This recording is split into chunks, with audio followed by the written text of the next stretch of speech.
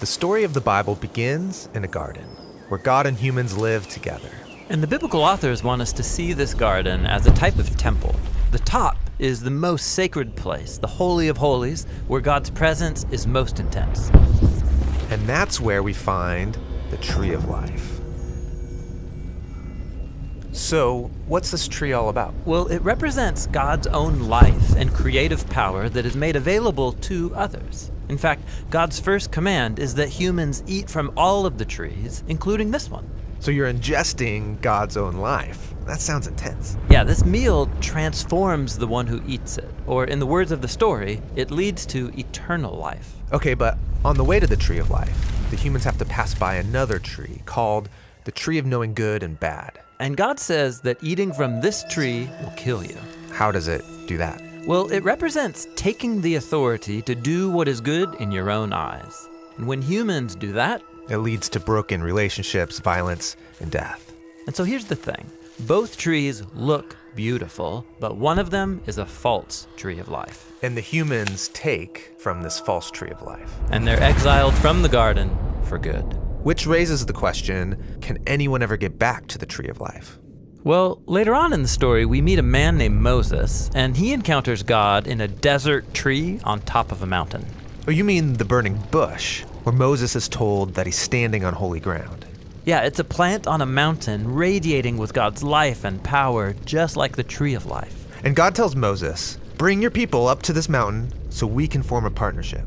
And this partnership will force them to make a choice. Will they follow gods of their own making, or receive life from the true God? And in this story, they give their allegiance to an idol. And it's just the first of many.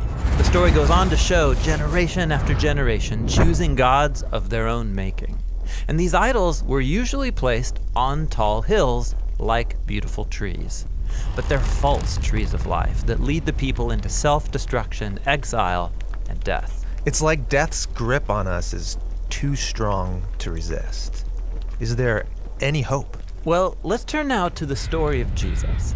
He came to announce that God's eternal life was available once again through him. So Jesus thinks of himself as the Tree of Life. Yes, this is what he meant when he claimed to be the vine that brings God's life into the world. And Jesus invited people to eat from him. Yeah, he was inviting people to trust him and be transformed by his life.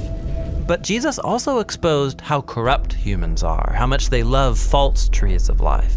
And so Jesus presented people with a new choice between life or death. And this time, they don't just choose death. They also chose to attack the one who sustains all of life. Yes, Jesus is led up to the top of a hill where he dies upon a tree. The cross is the sad and violent result of humanity's desire to do what is good in our own eyes. The Tree of Life has been overcome by the power of death. Well, it seemed that way.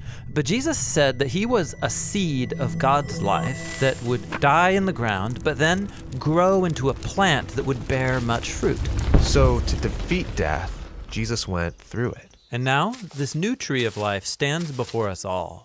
We can eat from it, but it will mean passing through death like Jesus, allowing our old way of being human to die. So that a new humanity can grow in its place. Yes, Jesus said he is the vine and we are his branches. So not only do you eat from this tree, you're invited to become a part of it, helping produce its fruit so that his life and love can spread through us to others. And so the story of the Bible ends in a new garden.